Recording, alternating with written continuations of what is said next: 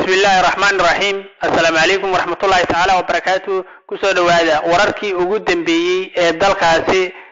Russia iyo Ukraine iyo xaalka imika oo marayo iyo weerar toos ah oo Ruushku imika ku qaaday Jamhuuriyadda Ukraine wuxuu gaaray heer cusub oo wuxuushnimo ah dhanka kale madaxweynaha Ruushka Vladimir Putin ayaan daacad ka ahayn baa liidi wada hadallada nabadeed ee lala yeelanayo Jamhuuriyadda Ukraine intii uu dagaalka uu sii wado heerka cusub ee gaarsiiyay ee wuxuushnimada diblomaasiyiin sare oo Mareykan ayaa sidaas yiri qodobkaas aan ku sheegay intii ka faahfaahintaana ku soo gudbin fadlan channelka subscribe de muuqaalkana like saar imkan ku soo dhawaada qodobkaas idin sheegay intii ka sii faahfaahsan sirdoonka dalkaasi Mareykanka ayaa rajeynaya waqtiga yar ee dagaalka Ukraine oo sii socon doona inay tahay dhowr ka bilood ee imika soo socda kaaliyaha sare ee madaxweynaha Jamhuuriyadda Ukraine ayaa ka digay xaalka fudud ee sixirka ee Muska ninka lagu magacaabo kaaliyaha sare ee madaxweynaha Ukrainiyiinta ayaa dhanka kala dhaleeceeyay milkiilaha Twitterka Elon Musk ee milyaneerka ah kaasoo uu sheegay xaalka fudud ee imika uu isagu sheegayo inuu yahay isagoo tixraacaya fikradaha uu soo bandhigayo Musk ee duulaanka Ruushka uu ku qaaday Jamhuuriyadda Ukraine iyo dhexdhexaadinta nuxur kale ee uu ku soo qori jiray bartiisa Twitterka waa milkiilaha dhanka kale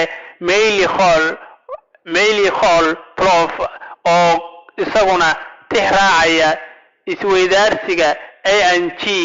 oo ku sheegay dhulka shisheeye ee nabad dhalanteed iyo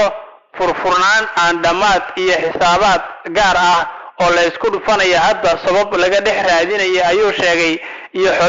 xoriyatul qowlka waa inay noqotaa mid guul ah ayuu sheegay tusaale ahaan buu sheegay talooyinka noocaas ee Elon Musk uu soo bandhigay wuxuu ku door bidayaa waxa loo yaqaano sixirka xaalka fudud ee Ukraine in ay ka tanasuso dhulka Crimea oo Ruushku uu qabsado si ay nabad ugu bedelato ayuu warkiisa ku soo gabagabeeyay Ukraine imika ayaa waxa muhiimad ugu ah wiiri inay Crimea ka tanasuso oo nabad ku bedelato milkiilaha Twitterka ayaa isla markiiba isaguna jawaab codsi ah oo faala halkaas ka bixiyay Moscow ayaa amaanay maalmihii hore ee dagaalka Jamhuuriyadda Ukraine oo ka socday isagoo bixinayay kumanaan qalab oo internet ama satellite oo loo yaqaan Starlink oo kaas oo uu sameeyay Moscow SpaceX si lacag la'aan oo u siinayay Jamhuuriyadda Ukraine laakiin saaxiibtinimadii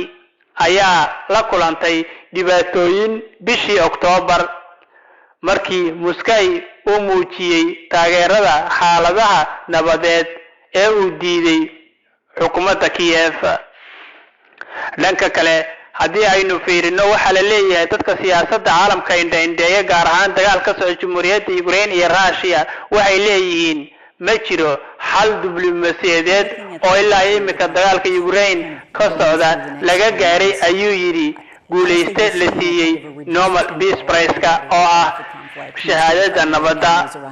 hadda ma jiro xal diblomaasiyadeed oo laga gaaray dagaalka Ukraine sida uu sheegay agaasimaha hay'adda xuquuqda aadanaha ee Memorial oo ku guuleystay abaalmarinta nabadda ee Nobel Peace Prize waxa gabi ahaanba aanan ku qanacsanayn buu yiri sida ay wax u jiraan ama xal diblomaasiyadeed oo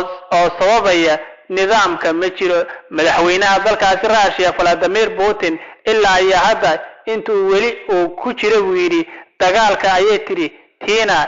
Skirchkova gabadha lagu magacaabo iyadana waxay sheegtay hadda xal diblomaasiyadeed ma jiri doono ama mid military ayay shaacisay Skirchkova oo lagu guddoonsiiyay iyadana abaalmarinta ku saabsan shaqadeeda xuquuqda aadanaha xalfad ka dhacday Hamburg ee dalkaasi Germany ugu dambeyntii waxa jiri doona ayaa la yiri nooc ka mid